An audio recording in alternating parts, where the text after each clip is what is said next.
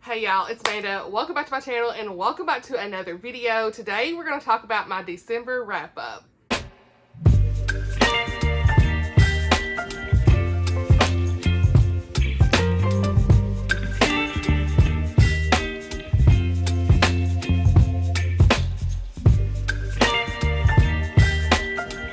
So hopefully I'm not too close to the camera. Again, I'm still trying to figure out this whole filming situation, but we're here. I think everything's coming through pretty well. So without further ado, we're going to talk about the books I finished up reading in December. I already had a mid-month reading wrap-up for Vlogmas. If you've not seen that, I will link it down below. So I can't remember exactly where I left off, but I know it was at the end I was talking about Mandy Blake's book that I was currently reading at the time. So I did finish that and I wanted to start there and kind of recap that book, and that is Dreaming About Forever. And this is part of the Redemption Ridge or Christmas and Redemption Ridge series. And this is the only one I read in that series, so you can read these as standalones. But this was a really great read. I gave this 4.5 stars. And honestly, Mandy Blake has become one of my favorite authors at this point, y'all. Like, there's just something about her writing that I really enjoy, and she writes good, clean Christian romances. And she has a new book coming out in January. I will link it on the screen and down below. I'm not going to be able to read that in January, but it's a snowed-in romance, and I'm here for it. So, she's starting a new series, okay? And she just pumps out books left and right, y'all. Like, I need to catch up in the Wolf Creek Ranch series, plus I need to catch up on her backlist. And now we got a new series coming out. But I'm really interested in her new book that's coming out. I think it's called Love in the Storm. So I just want to mention that so you're aware of that. But this book was called Dreaming About Forever, and it was a Christmas read, as I said. So I know I'm all over the place with this, but I have really enjoyed the 3 books I've read by her so far. So she's definitely one of my go-to Christian romance authors. Some good, cute romance cheese. I'm going for her, okay? Because it's not too much. It's always like that great layer of just cuteness that I want in a good romance, right? This one had such a layer of depth, okay? We have this guy, Jordan, and he is a Marine with a Purple Heart, and he is an amputee. And he brings this profound layer of depth to the story. And while on the other side, we have this girl, Alicia, and she is a Hollywood singer, and she finds herself thrust into the tabloids due to this financial scandal involving her parents. Lots of embezzlement here going on with her parents and her sister. Millions of dollars of embezzlement going on. And so she is abandoned by her fiance in the wake of this scandal, and she really just wants to escape all this mess that's going on, okay? And so in comes Jordan, who is hired as her bodyguard, and immediately the chemistry between them was top-notch. Like, I just wanted to keep reading. They have such a great connection together. He's really the one who shines in the story for me personally, but they have like this dual POV format, so I like seeing both of their sides, but he really stood out for me, okay? Because we really got to see in his perspective, and he was a strong, protective man, just dedicated to his role in protecting her in his job. And so as the story starts to unfold, we see Alicia go to Colorado with Jordan, and he introduces her to his family at Redemption Ridge, and that kind of becomes like a sanctuary for her from the tabloids and the scandal, and the rest is pretty much history, okay? So the romance is pretty quick, I will say, but it does always feel natural. So even though I don't like insta-love, I will say Mandy Blake, even when she has what some would consider insta-love, it just feels natural in the story for some reason from what I've read so far, you know? So I don't discredit that because it just feels like a good story, right? I also have this really nice faith element in here. We have some church attendance going on, prayers. We see some salvation in Jesus in this as well. So yeah, I just feel like this was a really great Christian Christmas romance. And I just didn't mind the quickness of their romance because it just flowed with the story. And so I think because Jordan really stole the show for me, and and the small town was one of my favorites because I love a good small town romance. That's why I was just like, I'm here for this book, okay? So yeah, I did get this to honestly read and review, and I'm so glad that I read it. And so hopefully you all will check that out maybe next Christmas or something. But I want to mention again, like I said, she has so much backlist, and she just make sure you follow her on Instagram. She has a lot of good Christian romance books out there, and a lot of them are on Kindle Unlimited if you have that. So just want to mention that. And like I said, she has a new book in January. So next on the list here is Star of Wonder, the Advent devotional that we read throughout the month of December. And I actually didn't realize this made my 10th nonfiction read for the year. So girl, what was I thinking? I just wasn't even thinking about this book, but this made from a number 10 on my nonfiction reads. So I ended up giving this 5 stars. I've seen all the emotions throughout Vlogmas if you watch each video. At the beginning, we had a daily reading of this, and I am just so thankful that I read through this, and it really delved into the prophecies, the people, the places, and the overarching purpose of Christmas. And so Angela Hunt, like, she really did her research in this. She had so much in-depth research that you could see, clear explanations in each chapter, and I just really commend her for this. I found myself learning a lot here and just experiencing a lot of emotional moments, and some y'all saw, and often I just had so many amens going on in this too. And so personally, I always like the Moment for Wonder section that kind of wrapped up everything in each day about what she explained for the day, because even if I didn't fully understand the wrapped up portion of the day, it helped me, because you could kind of tell sometimes when I was reading it, there were little things I'm like, wait, where are we going with this? And then in the end, I was like, okay, I'm here. So, we are not just in the New Testament in this as well. We go back into the Garden of Eden, from the very beginning. And she just really explained this historical aspect. I learned a lot about the Jewish culture and information. That's just stuff I didn't know before, information previously unknown to me. I feel like this devotional not only deepened my information, but my knowledge about Christmas, the reason for the season of Jesus, and it really has sparked a desire for me to further explore just this rich historical and cultural context in Bible study. And so one thing I do want to mention, a disclaimer on this, because I had some questions come up throughout the month, and I want to make sure that this is very clear. Just because I gave this 5 stars, I really enjoyed it, all this stuff, there are things in this that I may not fully 100% know or agree with what she was talking about as from a theology doctrine standpoint.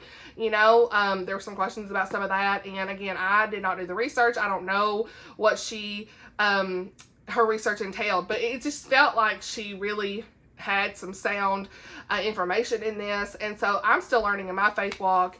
I don't know 100% if everything she's talking about from her viewpoint is correct, which is why I encourage everyone, no matter what devotional you read, go back to the Word of God and just let the Holy Spirit lead you and guide you in every devotional that you read, because I know sometimes some devotionals can be a lot of fluff and some can be more in depth, and you're like, well, what does the Bible say about this? So I just want to mention that, I'm not saying that everything she says in this is 100% my doctrine, my theology, because I'm still learning in my faith walk, but I did overall enjoy this as a Christmas Advent devotional, and I do recommend it. So yeah, 5 stars, highly recommend for next year's Advent devotional. If you are looking for one and you didn't get to read through that, or watch the videos every day, pick this one up. It also had some like family activities that you could do throughout here that we didn't really touch on as well, so I want to mention that. But I did pick this up to honestly read and review from Bethany House, and I'm so glad that I did, because this is one that I normally probably wouldn't have purchased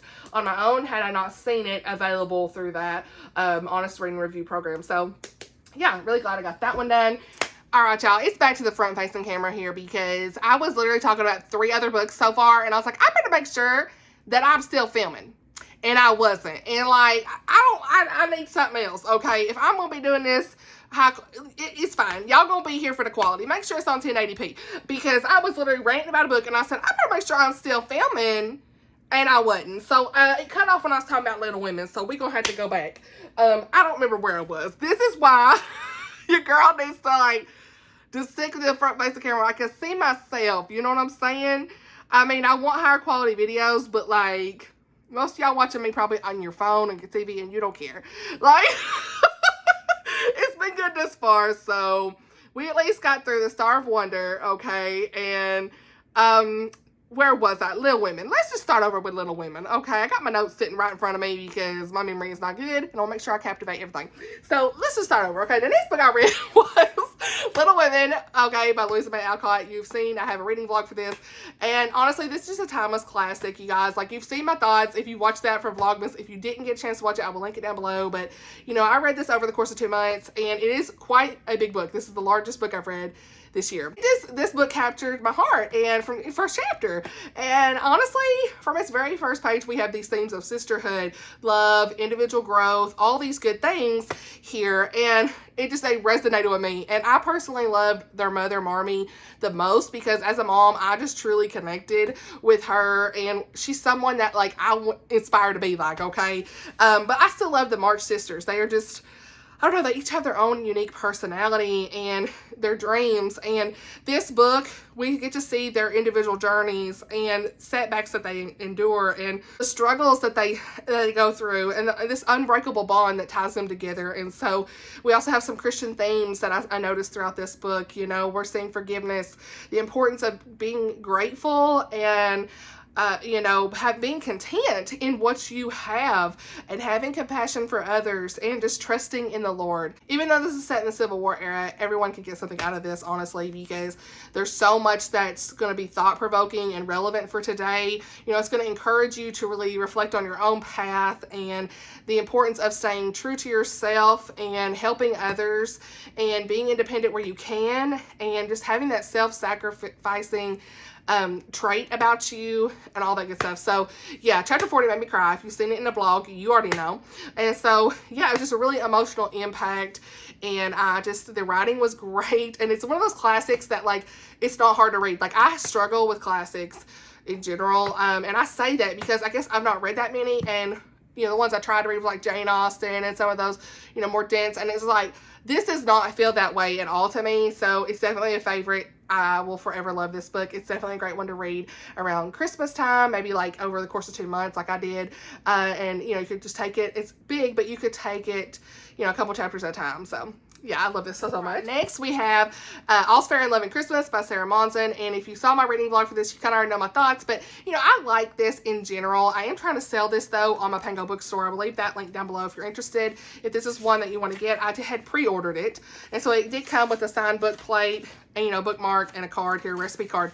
So, you know, I'm trying to sell this as is. As of the filming of this video, it's on my store, Pango bookstore. But, you know, it's not one I'm going to keep. I still want to recommend it. So let's just kind of go through this. So for me personally, I was looking for more romance in this book. I was like, where is it? Y'all seen it in my vlog. I don't know. There was something about the cover and this, you know, workplace rivals and this competition. I was like, here for the romance, personally. And I just didn't get what I wanted out of this. But so it's a disappointment for me personally. But, you know, I still liked it in general. You know, because I do have social anxiety, and the main girl in this has social anxiety. So, you know, there are some things I could relate a little bit with the main girl on here, but not too much. Some of it was a bit over the top for me. But, you know, it kind of took me out of the story, I'll say, at times. But I do think that there is an audience for this. I think a lot of people, there's got great reviews. I think a lot of people will enjoy this. It's certainly just a personal opinion, take it with a grain of salt, that I didn't love it, but there's so many that have enjoyed this book. And so, you know, I personally loved, just like, for me, I resonated with the main character in her other Christmas book, Kiss Me on Christmas, last year, and it's because there was a mother of a child with autism, and that's me. I'm a mom of a child with autism, and so I think this is going to hit different for every person, personally, depending on your experience with social anxiety. You know, I have it more so in the workplace than anything, you know, not necessarily too much in crowds and stuff, but, yeah, so I could relate to some of that. And so, you know, I found the overall story enjoyable, but it just didn't, like, capture my heart like I wanted it to or hoped it would. And so in this story, we follow Jeremy and Mackenzie, and they are co-workers in the field of graphic design. And as someone who works in marketing, I was like, hey, I love this. And you know, they were both competing for this new promotion at work.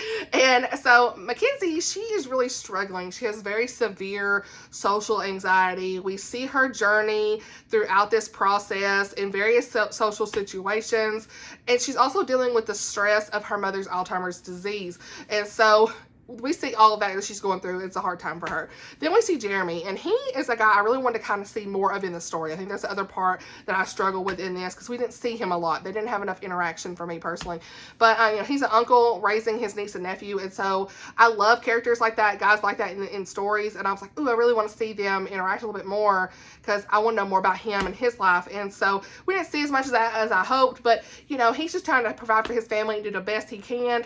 And, you know, both characters, they have these these compelling reasons for wanting to win this competition at work because of the money that they need in both of their personal lives, right?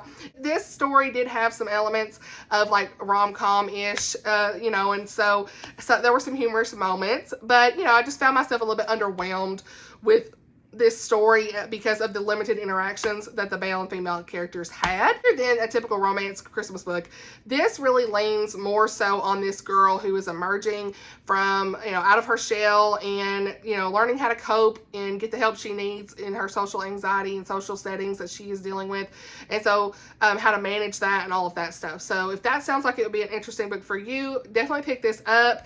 You know, I think the writing was great, and I think it's going to appeal to a very wide audience of people. You know, it wasn't a personal favorite, but I'm glad I read it, and so I can recommend it to you guys. And, you know, I did love the faith elements in this as well. You know, it's very natural prayers and discussions of God throughout the story. And so, yeah, 3 out of 5 stars, but I still liked it. It's a positive 3 out of 5 stars, if that makes sense. Okay, because you'll see in this next book I want to talk about, my Petty Pen's about to come out in the next book, and it's not a positive 3. So it's like hard for me to like explain things sometimes, but this is a positive 3. You know, it's like I didn't hate it or anything. It was just, you know, it didn't live up to what I hoped, you know. So we're gonna stop talking about that one because yeah, next book on this list. Okay, now we're back to where I was in my filming. Okay, let me get my notes up because reasons. I want to make sure I'm honest, okay, because my brain has pretty much took everything about this book and thrown it out the window. And now I need my Petty Pen. Okay, now we're back on my rant. So okay, I'm sorry if you love this book. Do not take it personal. It's not, because one of my best friends loves this book, and I felt so bad, but, like, it's a no for me. And so I was almost going to DNF it, and I kept going. It just didn't happen. It wasn't hitting right for me. And so I give this 3 stars on Goodreads, but it's really like 2.5, 2.75 to 3. It's like all in that mixed bag right there, okay? And this is Falling Like Snowflakes by Denise Hunter. Now, the Petty Pen's out for a reason. So, I love y'all. Don't take this personal at all, okay? It just wasn't for me because, we'll get into it. But there's a girl, okay, in this book. It's kind of like the Safe Haven story, if you've ever seen that. I've not seen the movie. I don't know anything about it, but they mentioned it in this book. And, you know, she's this girl running from her past with her little boy, okay? She's hiding her identity, and her car ends up breaking down, and she's stuck in this new town, and she meets all these new people. And so she's trying to get a job, get on her feet, all this stuff. And so, you know, there are people in this town trying to help her get on her feet. Specifically, this guy, Bo. Okay, I don't remember her name. I couldn't tell you her name right now.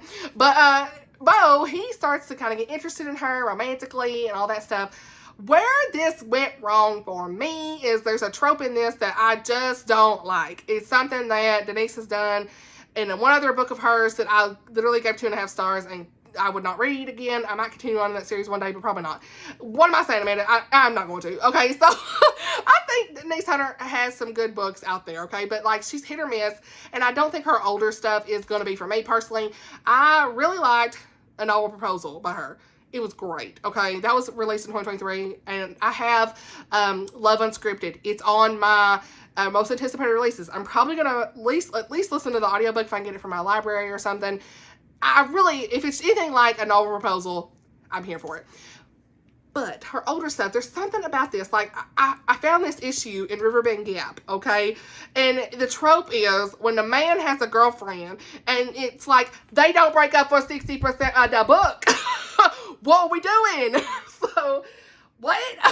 There's no communication here about Bo and his girlfriend. Like, he's with her. And I don't know how long they've been together. I don't care. Like, if you're dating somebody, you really shouldn't be, like, getting interested in somebody else, especially in a Christian book. That trope drives me nuts. And so, again, I felt so bad I didn't love this because my besties loves this. But, like, I just could not get on with Bo having a girlfriend. Okay, I could not see past it because it's a Christian novel. Why are we encouraging that? And the problem I had with this was the girlfriend actually helps the new girl, you know, this new girl, by letting her stay at her place. And I was like, wait a minute, girl, you are helping her. And Bo, your girlfriend's helping her. Why? What are we doing? And so I was like put out with that, okay? So I was like, wait a minute. Maybe there won't be as much detail. Maybe everything will be fine. They'll break up 20-30%. Let's keep going. But guess what happened? There's a mistletoe scene that was like, somebody was there encouraging Bo to kiss the new girl. And he kisses her on the cheek. She turns. It kind of gets on her lips or something. While he's still dating his girlfriend, what is this? It's like, Bo, you are still dating somebody. I'm sorry, the hub's probably in there like, what is she yelling about? But like, it just felt icky. And this is the same thing that happened in Riverbend Gap, and I can't look past it, okay? I'm sorry. I don't think Denise Hunter's older books are for me. I've read 2 of them that have this cheating trope in it, and I'm like, what are you doing? And so I know, like, you know, you might can look over it. It's like, oh, well, whatever. But, like, that was not, no. I just couldn't get over it. And so I will say the reason I gave this 3 stars on Goodreads, I did like the scenes about the girl's past and this mystery involving that with her ex-husband, and the small town and the side characters were great. So that was why I was like, oh, but I really like this part. But then, like, the romance was like a bust. It was like, this is not for me. By the time he finally breaks up with his girlfriend, you're just like, bruh, I don't like you no more. I'm like, Bo, I can't go with you no more. You done messed up. So, yeah, I'm sorry. There's my rant. Hope you laughed about it. Don't take it personal now, honey. Go, because, I mean, we all like different things in books. If you like this book, do not feel like I'm coming for you. I'm not. This is just a personal thing for me where I'm like, wait a minute. That bothers me, okay? Let's break up quicker, okay? Let's not have him have a girlfriend at all. They don't add nothing to the story, okay? Moving on. But to go on to a positive note, because I was so put out, I was like, I read a middle of the road, you know, Christmas read, and which I did like Mandy Blake's, okay? So I had forgot I had loved that so much because I read 2 back-to-back, you know, not really loving Christmas reads. And then Natalie Walters come in, and I was like, yes, thank you, sister, for bringing this back in, because I needed this book. This is our book club pick for the month, and I'm so, so glad. I had to put it on my community tab the minute I read it and gave 5 stars, so you all could see, as soon as I finished it, how much I loved it. I gave the blog link and everything. I was literally just, I read this in a day. This was, I mean, I was like, now here is the Christmas read that I needed, okay?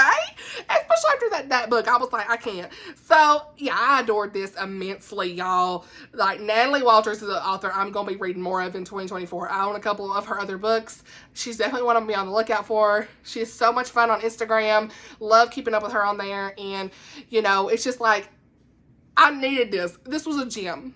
This is a gem. Okay, so thank you so much, Natalie, for this amazing romantic suspense, okay, during the Christmas season, because let me just say, Franny Frost is all I needed in this book, okay, because she loves Christmas, and I was here for it. So, in this book, we have a former NHL defenseman he's turned protection agent, named Andrew Bishop. Then we have the girl, Franny Frost. The name, okay, yes. So we got Franny. She's in New York. She's going up there to surprise her man, and things didn't work out. He like, sorry, there's somebody else. And so immediately gone. He gone. And so she is left alone in New York, and she is literally like, what am I gonna do now? I got this bucket list of Christmas stuff and nobody to do this with.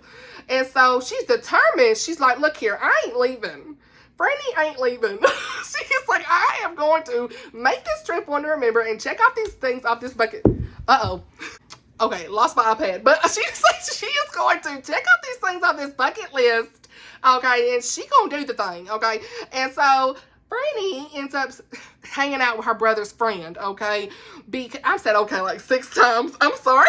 So Franny's brother's friend, Andrew, he comes in to make sure that Franny goes to the airport. But like when he gets there, she's like, I ain't leaving, all this stuff. But since her brother, wait a minute, what is it? Her brother saved his life or something like that last year. He feels like he can't say no to her brother. And so it get a little bit crazy when the woman that Andrew was supposed to be protecting in his role gets mistaken to be Franny. And a little bit of mistaken identity, a fun bucket list. This made for a really great, fun Christmas adventure. Highly recommend. I mean, I'm someone who loves Christmas, and seeing Franny take part in all of those joyous holiday activities was everything I needed, because let me just say, like, my coworkers have a bucket list for me of things I ain't done, and like, because I'm always like, oh, I ain't never done that. They're like, what? So like, they have like created this bucket list, okay? And so I can relate to some of that. And yeah, the New York City setting, I'm not like a big city person, but it was like written so well that it added this layer of charm. that I personally enjoyed, and it kind of allowed me to kind of experience Christmas in the city vicariously through Franny and Andrew. And yeah, I'm so glad I read it. It embodies the Christmas spirit, okay? So the romance also was very sweet. Yeah, I think if you want a good, fun Christmas adventure, this is the one to pick up for next year. And I will be reminding y'all in the Christmas Book Regs on December 1st, 2024. Okay, don't you forget, I will. Okay, moving on to another book that's not Christmas read, but it was one I picked up to honestly read and review for this month, December, and it is A Winter by the Sea by Julie Klassen. Book 1 is The Sisters of Seaview, and this is the On Devonshire Shores series. And y'all, again, 3.5 stars. I actually like this better though, so I rounded it by 3.5 up to 4, but it's still like a 3.5. Okay, I like this better than the book 1, because book 1 was more like a 3.5 rounded down to 3. But this one only followed primarily Emily Summers, one of the other sisters, and we saw a little bit of Sarah's story in this, but for the most part, we had Emily. And, you know, we see Emily pursuing her dreams to become an author, and so she's faced rejection from a local publisher, and in that rejection, she ends up agreeing to a proposal from a very charming competitor, and that leads her into these unexpected twists involving a love triangle, okay? And so, I mean, I don't normally love a love triangle. It has to be done well. This one was done well, I feel like, you know? I think it was well executed. Yeah, that's pretty much how the gist of this goes. I feel like this series, it really immerses you into this atmospheric setting, and you really do feel like you're right there with the sisters. Sisters of Seaview, we'll say. My only complaints in this is like the books are just so long, and just a bit too long for my liking. I struggle sometimes to keep interest in book 1 and 2 with this, and you know, there are just times it's slow for me, you know? I mean, The Painter's Daughter was like so good for me, y'all. Y'all know. And I really even enjoyed, what's that other one called? The Bridge to Bat Island. Castaway in Cornwall. Loved it. So these just haven't lived up to that for me, but I think they're still good Regency reads that y'all would probably enjoy. Again, take me a grain of salt, honey. I'm just saying, there are times it's just a bit too slow for me, you know? And again, I like this one better than I did book 1 because of the less POVs, okay, from a personal standpoint to keep up with. And so Emily's character, she really shines. She's probably one of my favorite sisters in this book. You know, we get to see her passion for writing and her dedication to her family. I love seeing her writing process throughout this story, and you know, she's kind of writing a guidebook for Sidmouth, and that was interesting to see like her research and like things that she was trying to do for that project, and so that was very interesting. We see a little bit of Sarah's journey. I didn't care. I just didn't care. I just cared about Emily, you know, and that's what happens to me sometimes when I'm like, I just don't care. I want more of Emily, you know? And so, especially like when it's mostly Emily's story and then you kind of see a little bit of Sarah's stuff going on, I really still just want to stick with Emily, you know?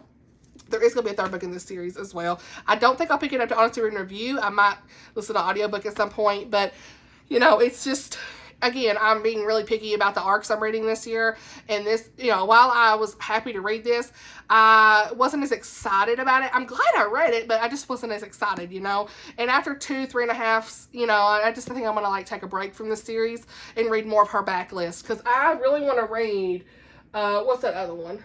The Shadows of Swampford Abbey or something like that. I really want to read that one. And then there's a couple others of her backlist that y'all say is so good, I need to read. So, yeah, I don't know. I'm going to take a break from this series. You know, I think that Emily was a really great character who loves her family. And, you know, we also see a little bit of this royal family situation kind of going on here that kind of added a fun layer. I also think this is obviously the word winter in this.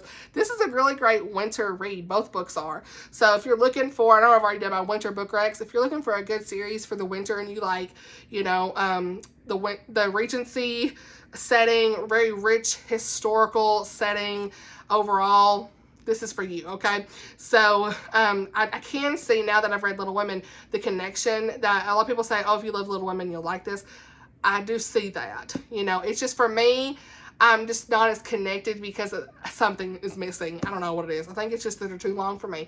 So, and the plot is a bit slower than I would have personally liked, I think. But still, a good series overall, and I hope that you all will, again, take it with a grain of salt, try it out for yourself, and see what you think. So, had another 3.5 stars. Okay, The Christmas Dress by Courtney Cole. Now, there are a lot of Christmas books I didn't get to finish that were on my list. then I'll just have to move to next year, okay? But this was one that I was like, the majority of this book, I really enjoyed it. It was like the first 60, 70%, along with the conclusion. You know, those were the best parts for me. It's like this happily ever after type Christmas read, and I always really enjoy those. This is a clean romance, no explicit language or sexual content. I love that because it's a secular Christmas read. Okay, so you never know with those, but this is one that I took a chance on, and I'm glad I did because I want to read more of her books. I think that she writes very well. She captivates you. You're very emotionally invested in the characters, and you want to know more about what's going to happen next, right? So it delivers a very positive storyline, right? Very uplifting. And so in this, we follow New York fashionista Meg, and she goes back to her hometown in Chicago to manage her late father's apartment building. I almost said myself. She lost her job, okay, and she's just like crazy work boss, so she was like, and so she loses her job, or she quit her job. I don't know what she did. She had no job. And so she starts this new journey to kind of take care of all the disasters going on at the apartment building when she meets a handsome handyman, okay, Logan. And I loved Logan, let me just say. So they kind of start to form this romance together, and she starts to gain the approval of, you know, all the tenants there. They're very entertaining and hilarious type people. They are hilarious, I'm just saying. You see her father's unpaid assistant. She's quite the character. You know, she's like, look, what are you doing? She needed her own petty pen. Okay, she was like, honey, what are you doing here? So I really liked her. Okay, I can't tell you her name right now, but I still really enjoyed her. And you kind of see their relationship change throughout the story as she's trying to gain her approval as well. And so Meg also meets this resident there named Ellie, and she has this Christmas dress from days gone by, and it holds a lot of memories. And so this dress kind of gives Meg an inspiration for this new dream and project that she has from a fashion standpoint to help save the crumbling apartment complex and to restore it to its former glory, okay, and kind of keep it a safe home for the tenants, because this apartment complex is like run down. It needs a lot of money. It needs a lot of fixing up. That's where the handyman, Logan comes in, and he's helping out with a lot of things. You know, the water's breaking, you know, it's out. There's all these things going crazy, messed up there. So she's stressed about that and all this. And so, again, I loved all of that, okay? I love the relationship. I mean, this is a positive 3.5. This book is, like I said, it's going to leave you with a lot of feels. It was almost 4 stars. We see Meg, she's dealing with grief from the loss of her sister many years ago, and of course her father was more recent. She really regrets not being there with her dad over the years because she was so just heavy in her work and her job. And, you know, she is, along the way of her being here, she's starting to realize what really matters in life, and she's getting to know these tenants and forming this bond with them, you know, and really getting to know them, and we get to see her change as a person. I loved all of that. But where this went wrong with me was the relationship drama. There was some relationship drama introduced, okay, toward the end, and it involved Logan's ex-girlfriend. It felt very intrusive to the plot. It just distracted me.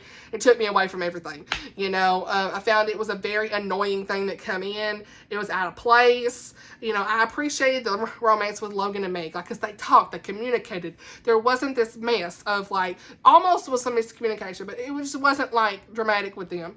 But there was like this recurring ex dynamic here, because we see Meg's ex-boyfriend. He kind of shows up or whatever, and there's some like, what are you doing here kind of thing. But like, you know, he ends up like wanting to date her best friend and everything's good. I'm like, that's kind of weird too. Like, normally that's like, whatever, you know. So like this whole ex-boyfriend, ex-girlfriend thing coming in took me out of the story. So that's the only reason it was like not quite the 4-star. I did round it up to 4-star on Goodreads, but it's truly like a 3.5, you know, because that bothered me so much. I was like, you done took me out for like 20%. We went on for too long on this. But again, that was probably around 80% of the story, maybe 10% of the story. That's where that happened. I shouldn't say 20%. It's about 10%. But it was enough to bug me, you know? I was like, what are we doing? And of course, there's a little bit of a conflict and all this that kind of goes on. And as a result, whatever. And so I didn't really care for how Meg was like handling the situation. Okay. I can't say without spoiling it. But again, there was, like I said, the ex-girlfriend come in and it was annoying. So I don't know. Either way, I still recommend this. I'm going to keep this book. I feel like the majority of this book is a great story of this girl, you know, figuring out just growth in her life, you know, and starting new, where, you know, outside of the city, and kind of continuing on her father's legacy. So yeah, this is a good one. Then my friend T over at Faith Books Coffee, her channel will be linked down below, she wrote a Christmas short story novella, and honestly, I was so just like blown away with this, you guys. So, and I'm being perfectly honest here, you know, we got transparency here. I pre-ordered her book. Let me just say, I gave it 5 stars. It was so good. It's called Finally Christmas. I think a lot of y'all would like this. I will definitely be recommending it again on December 1st this year. Okay. I was enamored with this, you know. A solid 5 stars. I mean, it has very well developed characters, engaging in very genuine conversation, and I just felt like it was the perfect little cute Christmas short story that, you know, this, I mean, I feel like she really put so much effort into such a short story, and I found myself relating to this main girl, okay? This girl was going through some stuff, and so, yeah, we follow Meredith, and she's a new Christian coming from a very toxic family situation, and so she has never celebrated Christmas, because she grew up in a Jehovah's Witness church, and so her new church family that she has decided to throw her a Christmas party for the first time, and her family back home is being very overbearing, and they confront her constantly they want her to leave her newfound faith and salvation in Jesus. And amidst this chaos of what she's having to go through with her family, she meets Mason, who works there at the church. Like, they both are working at the church together, and they had this immediate connection, and I just felt like it added such a sweet touch to the story. I loved it. I found myself really relating to Meredith's struggles with her family being very overbearing. You know, I love that, you know, she says in this book, even though the Bible says to honor my father and mother, I can do this from a distance. And that resonated deeply with me. I can't wait to see what T comes out with next. So yeah, I'll be reminding y'all, you know, later on this year about it as a good Christmas read. So go girl, you got this, you got this. I just love when a friend, fellow booktuber writes a book and you genuinely enjoy it. You know, you kind of, like, when you don't like it, you're like, uh-oh, what am I going to say? But like, when you genuinely enjoy it, yes, girl. Because you can just tell how much I love this book. Like, I just was like, hey, get it, girl. So I fully support her.